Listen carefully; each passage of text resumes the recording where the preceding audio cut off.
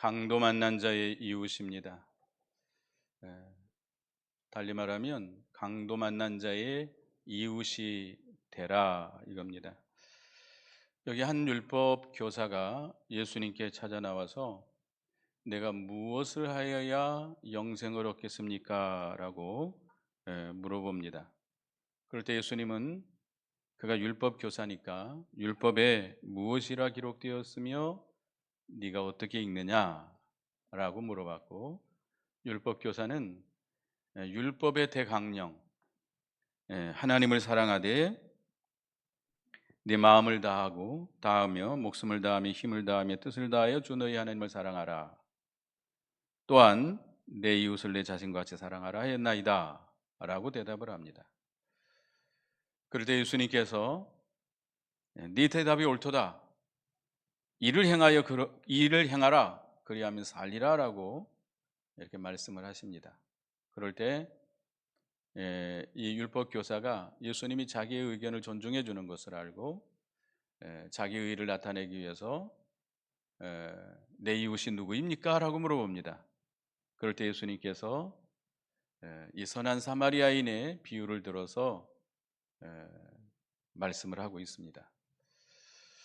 우리는 하나님을 사랑하고 내 이웃을 내 몸과 같이 사랑하라는 것이 성경의 중심 요점입니다. 사랑하라는 거죠. 그러면 우리는 누구를 사랑해야 되는가? 우리가 이것을 오늘 본문을 통해서 배워야 되겠는데요. 첫째는 두 가지 대지로 제가 나눠봤습니다. 첫째는 무엇을 해야 영생을 얻는가? 이 율법 교사가 예수님께 질문한 내용을 가지고 살펴보고자 합니다. 율법 교사라고 하면 율법을 연구하고 율법을 이스라엘 백성들에게 가르치는, 어떻게 보면 율법에 능통한 박사지요. 그런데 그는 어떻게 하면 영생을 얻을까? 어떻게 하면 구원을 얻을까? 그 유대인들은 대부분 어떤 행위로, 어떤 의로운 행위, 선한 행위, 아니면 율법을 행해서 구원을 얻고자 하는 그런 사상이 있었습니다. 그래서 내가 무엇을 행해야, 어떻게 해야 구원을 얻겠습니까? 라고 예수님께 질문을 하게 된 겁니다. 그때 예수님은 율법에 뭐라고 기록되어 있고 네가 어떻게 알고 있느냐? 그럴 때 율법의 대강령을 말하고 있죠. 율법 하면 가장 요약해서 10가지 계명으로 요약한 게 뭐죠? 10계명입니다. 10계명 중에 1계명에서 4계명까지는 누구를 사랑하라? 하나님을 사랑하라. 하나님을 사랑하되 네 마음을 다하고 목숨을 다하고 힘을 다하고 뜻을 다하여 주 너희 하나님을 사랑하라. 하나님을 그냥 조금 사랑하라는 것이 아니고 목숨까지 다해서 힘을 다해서 하나님을 사랑하라는 거예요. 설모니 그저 그냥 대충 사랑하라는 게 아닙니다. 그리고 이웃은 어떻게 사랑해야 돼요? 내 몸과 같이 사랑하라. 5계명에서 10계명까지 말씀이죠. 그래서 예수님께서 그 율법 교사의 말을 듣고 네 말이 옳다 인정해 주시고 가서 이와 같이 행하라. 이를 행하라. 그리하면 살리라 라고 대답을 했습니다. 그러면 예수님이 하신 말씀은 율법대로 행하면 영생을 얻는다는 말씀입니까? 그렇지 않습니다. 갈라디아서 3장 24절을 보겠습니다. 갈라디아서 3장 24절 같이 읽어보겠습니다. 시작. 율법에 우리를 그리스도께로 인도하는 초등교사가 되어 우리로 하여금 믿음으로 말미암아 의롭다함을 얻게 하려 함이라. 율법은 우리를 누구에게로 인도하는 초등교사예요? 그리스도에게로 인도하는 초등교사. 초등교사 하면 옛날에 부잣집에 가정교사를 뒀다고 합니다. 가정교사도 어떻게 보면 종이에요. 그 집의 종인데 아주 지혜로운 똑똑한 종을 두어서 그 자녀들, 그 주인집의 자녀들을 가르치고 인도했던 교사인데, 어린 아이들은 순수하니까 교사가 가르치는 대로 따라가게 돼 있죠. 그러니까 율법이라고 하는 것은 초등교사가 돼서 우리를 누구에게로 인도해요? 그리스도에게로 인도한다 이겁니다. 로마서 3장 20절에 보면 율법을 행해서 의를 행할 자가 율법의 행위로 하나님 앞에 의롭다함을 얻을 육체가 하나도 없다. 율법은 죄를 깨달게 하는 것이다. 여러분들은 율법하면 좀 이렇게 우리와 좀 생소한 단어이기 때문에 율법하면 구약 성경이라고 합시다. 구약 성경을 여러분들이 많이 읽지요? 또 우리가 배우죠? 그래서 이 구약에 있는 성경을 우리가 행해서 온전히 행해서 하나님 앞에 의롭다함을 얻을 사람이 있습니까? 없습니까? 하나도 없다라고 분명히 로마서 3장 20절에 말씀하고 있습니다. 그래서 그 율법을 통해서 우리가 의를 행할 수 없기 때문에 우리가 율법을 배우면 배울수록 율법을 행하려고 하면 할수록 내가 죄인인 것이 깨달아집니다. 죄인은 뭘 받게 되죠? 하나님의 심판을 받게 됩니다. 하나님의 심판을 받을 자인 줄 알고 이제 그리스도께로 와서 그리스도를 믿음으로 구원을 얻게 하는 것입니다. 이게 율법의 목적이에요. 율법은 율법을 행해서 의를 행해서 의인이 되어서 구원 얻으라고 율법을 준 것이 아니고 율법은 우리를 누구에게로 인도하는 거예요? 그리스도에게로 인도하는 겁니다. 그래서 그리스도를 믿음으로 구원받게 하는 거예요. 그러니까 구약 시대의 모든 성도들은 누구를 믿음으로 구원받았어요? 그리스도를. 그때는 예수가 없었어요. 그리스도를 믿음으로 구원을 받았습니다. 아담으로부터 시작해서 예수님 오실 때까지 모든 구약의 성도들은 그리스도를 믿음으로 구원받았어요. 율법을 행해서 구원받은 사람 한 명도 없습니다. 아시겠어요? 그리고 이 구약 성경은 누구를 말하고 있는 겁니까? 성경은 구약 성경, 신약 성경으로 말하는데 구약 성경, 신약 성경 한마디로 말하면 누구를 말하는 거예요? 그리스도를 말하고 있습니다. 요한복음 5장 39절에 너희가 성경에서 영생을 얻는 줄 생각하고 성경을 연구하거니와 이 성경이 곧 내게 대하여 증언하는 것이니라. 성경에서 영생을 얻는 줄 알고 연구하지만 그 성경은 누구를 말하고 있는 거예요? 그리스도를 말하고 있는 거예요. 그러니까 구약 시대의 성도들은 어떻게 해서 구원받았어요? 오실 그리스도를 바라보고 믿고 구원받았어요.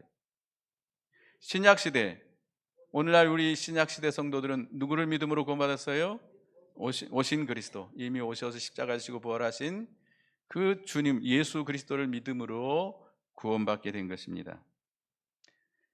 근데 율법 교사라고 하면 율법에 능통한 율법의 학자입니다. 그럼에도 불구하고 율법의 근본 정신, 율법의 목적을 모르고 있습니다. 그래서 이 영생의 도리를 깨닫지 못하고 있는 겁니다.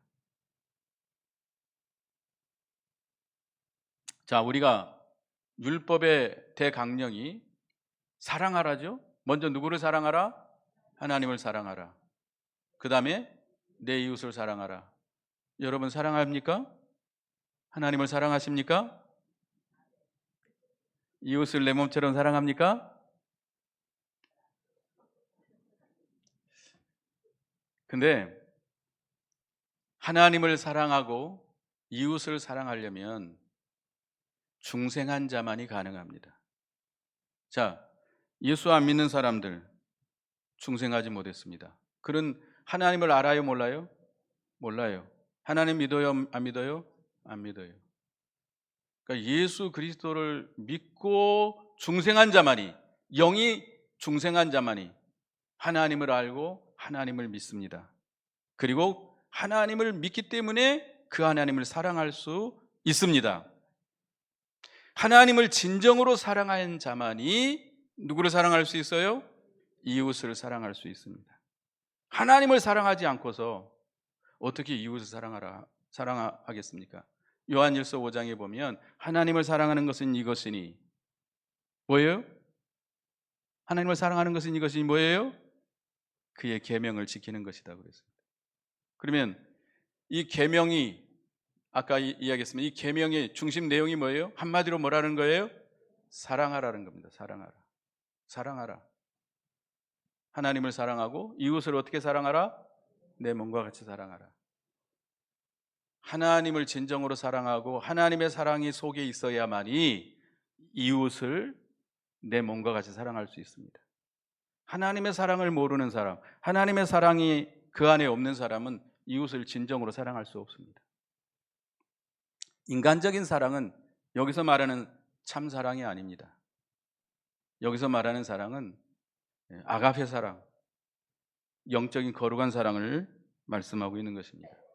그래서 예수님께서 그 율법 교사에게 이를 행하라 라고 하는 것은 그리스도를 믿으라 이거예요. 그 말씀입니다. 근데 이 율법 교사가 예수님이 자기의 말에 대해서 옳다라고 이렇게 인정해 주니까 자기가 옳은 것을 나타내기 위해서 예수님께 내 이웃이 누구입니까? 라고 물어봅니다. 두 번째 대진인데요. 내 이웃이 누구입니까? 그래서 율법 교사가 예수님이 하신 깊은 뜻을 알지 못하고 이렇게 내 이웃이 누구인가라고 물어봅니다. 그러니까 하나님을 사랑하고 내 이웃을 사랑하라 하니까 예수님께서 이를 행하라 그리하면 살리라고 하니까 그럼 내 이웃은 누굽니까? 내가 이웃을 사랑해야 되는데 내 이웃이 누굽니까? 라고 물어봅니다. 그럴 때 예수님께서 선한 사마리아인의 비유를 들어서 강도 만난 자의 이웃이 되라고 말씀하고 있는 것입니다. 그래서 여기 어떤 유대인이 예루살렘에 살고 있는 어떤 유대인이 예루살렘을 떠나서 여리고로 내려가다가 누구를 만나요? 강도를 만나게 됩니다. 예루살렘은 산 거의 정상에 있는 산성입니다. 산성. 우리나라에 그런 도시 있나요?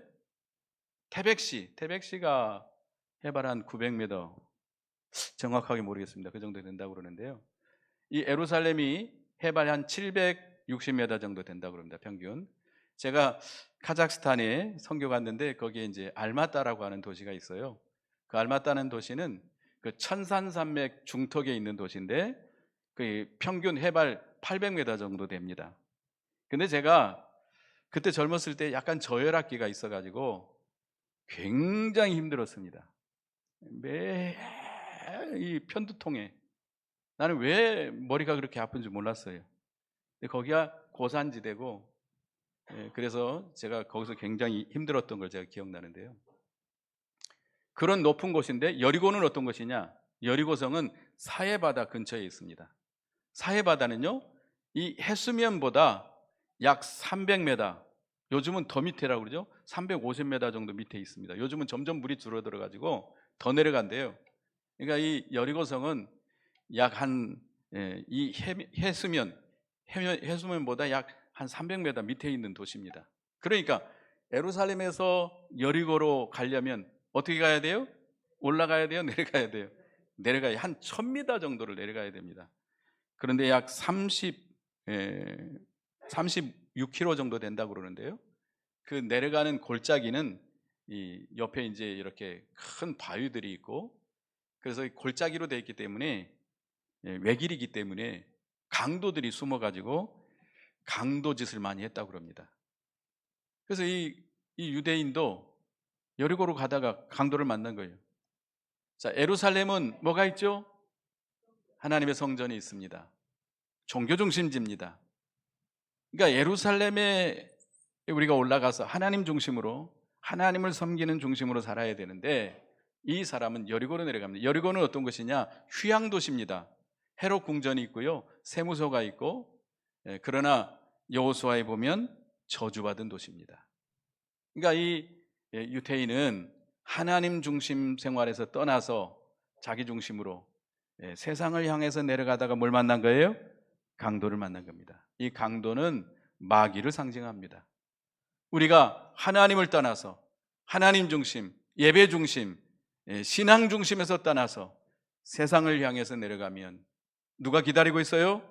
마귀가 강도같이 우는 사자같이 기다리고 있다가 붙잡아서 많은 손해를 줍니다. 우리의 신령한 인격을 다 빼앗고 그만 죽게 만드는 거예요. 이 강도는 그런 상태로 거의 이제 많은 매를 맞아가지고 거의 죽을 지경에 빠진 겁니다. 이렇게 버려진 상태인데 그때 마침 제사장이 그 길을 지나가게 됩니다. 제사장이 지나가다가 어떤 사람이 쓰러져 있으니까 보고 어떻게 했어요? 피해서 막 도망가 버립니다. 그 다음에 또 레인도 오면서 그 강도 만나 쓰러진 사람을 보면서 피를 흘리고 신음하며 죽어가는 사람을 보고도 어떻게 해요? 피해서 도망가 버립니다. 도망갔다는 말이 피해서 가버립니다. 자, 이 제사장과 레위는 강도 맞는 자의 이웃입니까? 아닙니까? 이웃이 아니죠. 실제로는 제사장과 레위는 하나님과 하나님의 백성, 이스라엘 백성들을 섬기기 위해서 거룩하게 구별한 직분자들입니다. 그래서 이 제사장과 레위인들은 백성의 지도자들이에요. 그들을 말씀으로 교훈하고 그들을 잘 인도해 줘야 될지도, 오늘날로 말하면 교육자와 같은 자리입니다. 교육자의 입장인데 우리 신앙교회 성도가 어디 길거리에서 쓰러져 있다, 제가 그걸 봤다, 그러면 어떻게 해야 되겠죠? 못 본 척하고 막 도망가 버려야 돼요? 자, 이 제사장과 레위는 왜 피해서 갔을까요? 왜? 거기에 자기도 머물러 있다가는 누구를 만날 수 있죠? 강도가 지금 이 사람을 거반 죽이고 모든 걸 빼앗고 갔으니까 제사장과 레인 더 뭐 가진 자일 거 아니에요? 옷도 멀끔하게 입고. 그러니까 강도가 언제 나타나서 자기를 모든 걸 빼앗고 자기도 죽일 수 있으니까 바쁘다라고 하는 합리화를 시키면서 막 피해서 가버립니다. 이 제사장과 레위는 자기 백성이에요. 자기 백성, 자기가 돌봐야 줘야 될 백성을 모른 척하고 도망간 거예요. 그러니까 자기가 해야 될 책임과 의무를 하지 않은 겁니다. 게으르고 악한 종이죠. 게으르고 악한 종이라고 책망을 받을 수밖에 없습니다. 우리나라에는 착한 사마리아인 법이 없습니다. 그러나 미국이라든지 저 유럽 쪽에 가면 착한 사마리아 법이 있습니다. 그 법이 뭐냐면 길을 가다가 사고 난 장소, 저기 앞에 사고가 나 있습니다. 그러면 그냥 지나가면 착한 사마리아 법에 걸려가지고 처벌을 받습니다.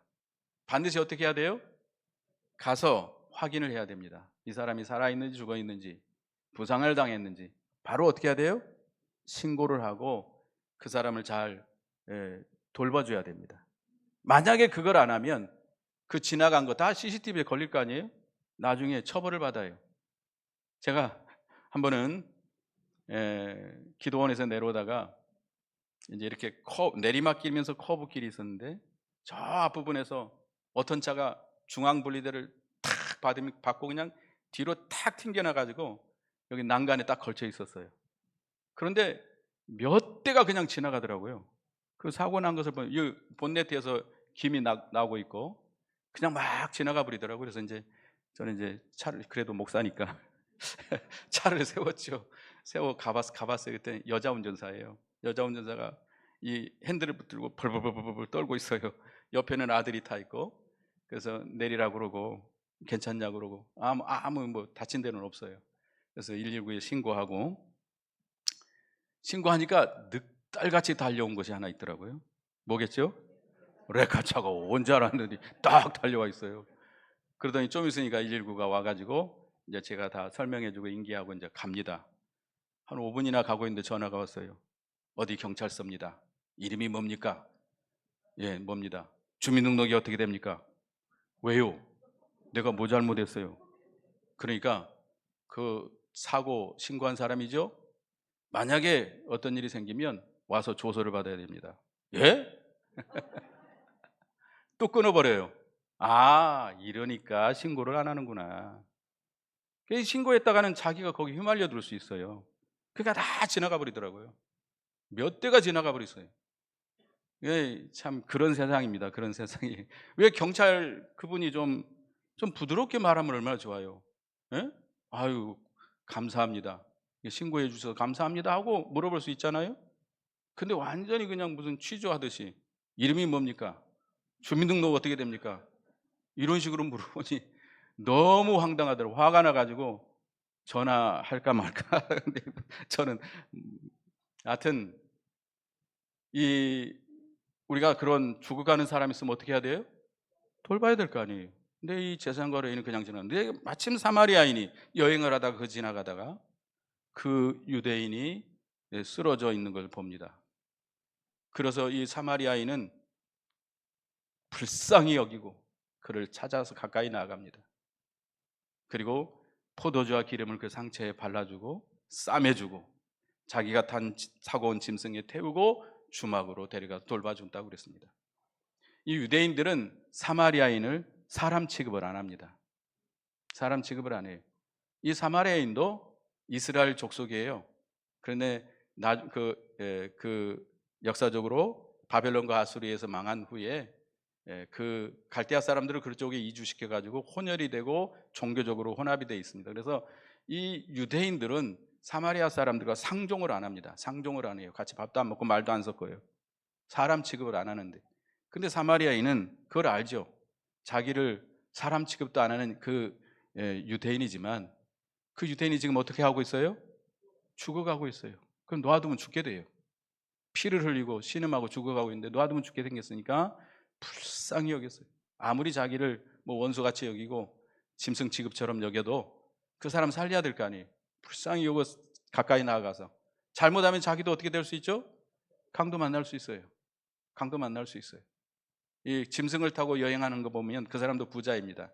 그래서 자기도 강도 만날 수 있지만 생명을 무릅쓰고 그는 희생해서 그 쓰러진 사람을 잘 상처를 치료해주고, 이 기름과 포도주는 그 당시에 치료제와 같다고 그럽니다. 치료제예요. 그래서 상처를 치료해주고 싸매주고 자기가 타온 짐승에 그 사람을 태우고 자기는 걸어서 주막으로 가서 돌봐줬다 그랬습니다. 궁극적으로 이 사마리아인은 예수 그리스도를 상징합니다. 우리는 죄와 마귀의 입은 상처로 인해서 다 쓰러져서 죽어가는 자들입니다. 우리는 다 죽어서 어디 갈 자들이죠? 지옥 멸망당할 자들입니다.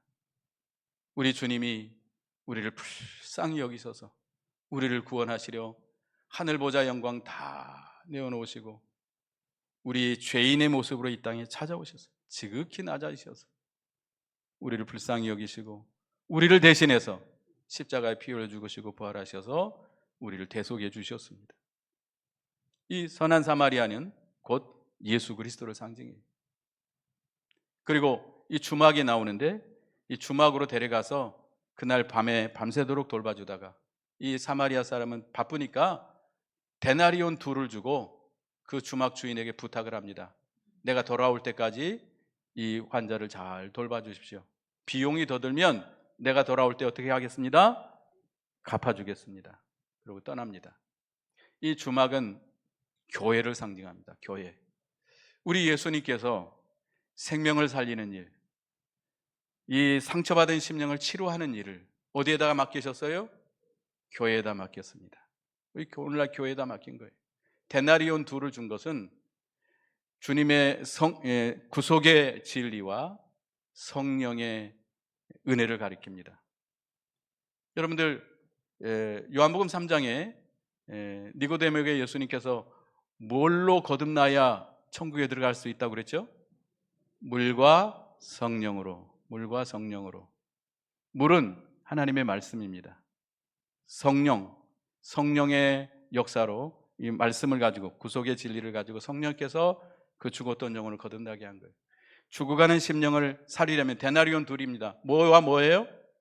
진리와 영감이, 진리와 영감. 구속의 도리와 성령의 역사, 성령의 감동과 역사를 가리킵니다. 그걸 우리 교회에, 우리들에게 맡겨주셨어요. 데나리온들. 여러분 주셨습니까? 받으셨어요? 성령 받으셨어요? 나 몰라요? 나 안 받은 적 없는데 왜 받았다고 그래요? 언제 받았죠? 예수 그리스도를 믿을 때 우리는 성령을 받으셨습니다. 구속의 진리가 있어요? 있습니다. 그걸 가지고 우리는 성령의 능력으로 복음을 전해서 죽어가는 영혼들을 건져내야 됩니다. 마귀로 상처받은 심령들을 치료해 줘야 됩니다. 이것이 선한 사마리아인이. 그리고 비용이 더 든다라고 하는 것은 뭐냐면 데나리온 둘을 가지고 얼마든지 그 죽어가는 심령을 살려낼 수 있고 치료할 수 있습니다. 그러나 뭐가 들어가야 돼요? 수고와 희생이 들어가야 돼요. 피땀 눈물이 들어가야 돼요. 거저되는 게 아닙니다. 물론 이 주님이 주신 데나리온 둘, 진리와 영감으로 그 죽어가는 심령들을 살려내고 치료할 수 있지만, 그러나 내가 희생해야 돼요. 내가 수고해야 돼요. 내가 힘쓰고 애써야 돼요. 내가 희생해야 돼요. 그거 주님이 오실 때, 주님 다시 오신다고 그랬어요? 재림하신다고 그랬어요. 다시 오실 때 갚아주십니다. 얼마나 갚아줄까요? 딱 본전만 갚아줄까요? 네. 비교할 수 없을 정도로 영원하고 중요한 것으로, 크고 영원한 중요한 것으로 갚아주십니다. 영원토록 그 영광과 상급을 누리도록 갚아주시니. 그래서 우리는 예수님께서 그 율법 교사에게 물어봅니다. 이 셋 중에, 제사장, 레위인, 사마리아인 셋 중에 강도 만난 자 이웃이 누구냐? 여러분 누구예요? 사마리아인이죠. 근데 율법 교사는 뭐라고 말했어요? 자비를 베푼 자입니다. 왜 그렇게 말했어요? 사마리아 사람은 사람이에요, 아니에요? 사람이 아니에요. 그러니까 사마리아인이라고 말할 수가 없어요. 사람 취급을 안 하니까. 그러니까 자비를 베푼 자입니다 라고 말합니다. 그러니까 예수님께서 뭐라고 그랬어요? 따라합시다. 가서 너도 이와 같이 하라. 오늘날 우리에게 주신 명령입니다. 우리도 이 세상에 강도 만난 자들이 많아요, 적어요? 거의 강도 만난 자들이에요.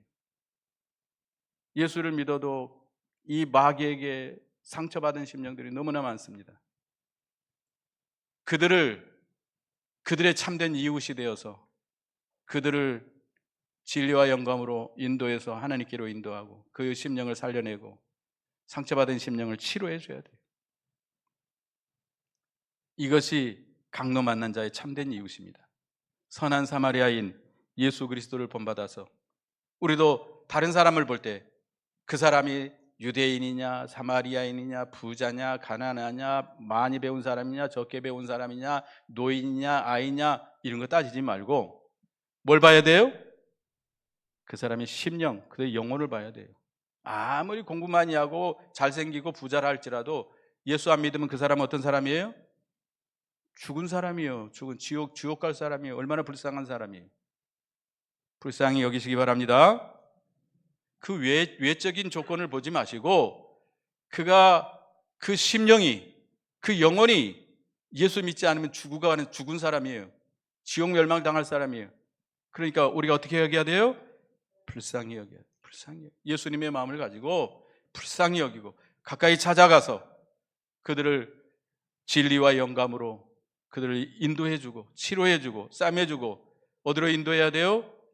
교회로 인도해서 그들이 잘 치료받을 수 있도록 이 역할을 우리가 해야 되겠습니다. 그래서 오늘 선한 사마리아인처럼 강도 맞는 자의 이웃이 되라 이거예요. 내 이웃이 누굽니까? 물어보지 말고 여러분의 이웃이 어디 있어요? 세상에 셌고 셌어요.